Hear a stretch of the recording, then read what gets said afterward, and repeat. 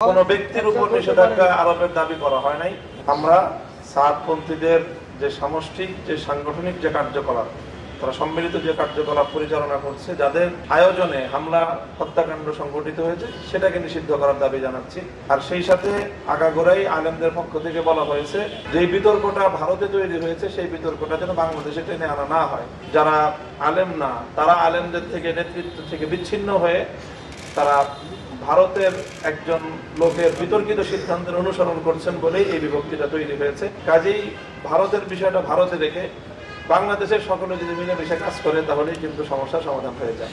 রাষ্ট্রীয়ভাবে সরকারি উদ্যোগেও এটা একটা সিদ্ধান্ত ছিল যে মীমাংসা হবে, কিন্তু এর মধ্য দিয়েই সরকারি সকল আয়োজন, সকল আলোচনার দুয়ার রুদ্ধ করে দিয়ে রাতের অন্ধকারে হামলা চালিয়ে আমাদের 3 জন ভাইকে হত্যা করা হলো। এখন সেই রক্তের উপর দিয়ে আমরা কিভাবে তাদের সাথে আলোচনায় যেতে পারি? এই জন্য আমরা বলছি বারবারই যে আলোচনার জন্যই তো আমরা এই উদ্যোগ নিয়েছিলাম এবং আমরা এখনো আলোচনা চাই। কিন্তু কথা হলো যে হত্যাকাণ্ডের বিচার তো করতে হবে। হত্যাকাণ্ডের বিচার না করলে বারবার একই ঘটনা ঘটছে। 2018 সালে 5000 লোক সেখানে আহত হয়েছে, সেখানে প্রাণহানি ঘটেছে। আবারও 2024 সালে একই ঘটনা ঘটলো। এই জন্য আলোচনার জায়গায় হত্যাকাণ্ডের বিচার আলাদা জায়গায়। যে তারা তাদের পক্ষের কথা বলবে, এই পক্ষের প্রতিনিধিত্ব কারা করবে সেটা তারা বলে দিবে না। এই পক্ষের প্রতিনিধিত্ব কারা করবে, এই পক্ষ একটা সুশৃঙ্খল পক্ষ, দায়িত্বশীল পক্ষ। এখানে প্রত্যেকে যার যার দায়িত্ব পালন করছেন। এখানে ইনডোর দায়িত্বগুলো পালন করার জন্য ভিন্ন দায়িত্বশীল রয়েছেন। তাদের পক্ষ থেকে প্রতিনিধিত্ব করার জন্য এখানে মিডিয়া এবং সংবাদ মাধ্যমে কথা বলার জন্য, মাঠে কথা বলার জন্য তাদের প্রতিনিধিত্ব কারা করছেন সেটা তারা নির্ধারণ করছেন।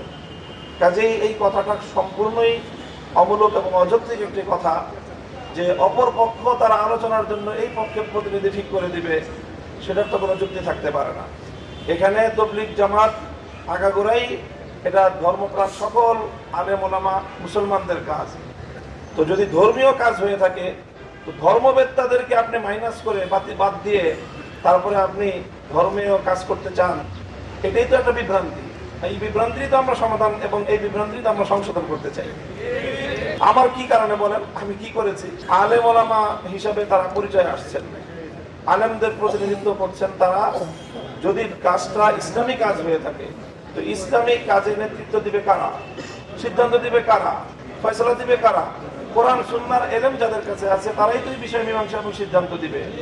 আমাদের এই পক্ষের তাবলীগের যারা মুরব্বী আছেন, তারাও সকলে আলেম এবং সেই আলেমরাই নির্ধারণ করছেন যে কোন কাজটুকুর প্রতিনিধিত্ব কারা করবে। আর অপর পক্ষে যারা আছে, বাংলাদেশের উল্লেখযোগ্য কোনো আলেমই তাদের সেখানে নেতৃত্বের দায়িত্বে নাই। এই জায়গাটা থেকেই তো তারা বিভ্রান্তির পথে গিয়েছে। না, আমরাও সরাসরি তাদের সাথে কথাবার্তা বলেছি এবং আলেমদের পক্ষ থেকে মধ্যস্থতা করার জন্য উদ্যোগ নিয়ে তাদের সাথে আলোচনা করা হয়েছে। এবং প্রশাসন এবং সরকার যেহেতু সর্বোচ্চ জায়গা থেকে এই বিষয়টাকে গুরুত্ব দিয়ে মীমাংসার উদ্যোগ নিয়েছে, আমরা সরকারেরও সকল উদ্যোগকে স্বাগত জানিয়েছি। 31শে জানুয়ারি থেকে প্রথম পর্বের ইজতেমা হচ্ছে ইনশাআল্লাহ। সেই বিষয়ে কোনো ধরনের বাধা নেই। তার কার্যক্রম ইনশাআল্লাহ প্রস্তুতি চলছে এবং আরো পুরোদমে শুরু হয়ে যাবে। দ্বিতীয় পর্বের যে ঘোষণাটা ছিল, সেই ঘোষণার বিষয়ে তো আমাদের 17ই ডিসেম্বরের হত্যাকাণ্ডের পরে পরিস্থিতি পাল্টে গেছে। কাজেই 17 তারিখের এই হত্যাকাণ্ডের পরে যাদের হাতে টঙ্গীর ইজতেমা মাঠ সাধারণ নিরীহ মুসল্লিদের রক্তে রঞ্জিত হয়েছে, তাদের আসলে সেখানে ইজতেমা করার নৈতিক কোনো অধিকার থাকে না। তো যদি আপনি হত্যাকারীর বিরুদ্ধে আইনানুগ ব্যবস্থা নেওয়া হয়, তো হত্যাকারী আবার কিভাবে ইজতেমা করে? সেটা প্রশাসন বলবে যে এটা তারা, সেটা প্রশাসনের কাছে আমরা দাবি জানাচ্ছি।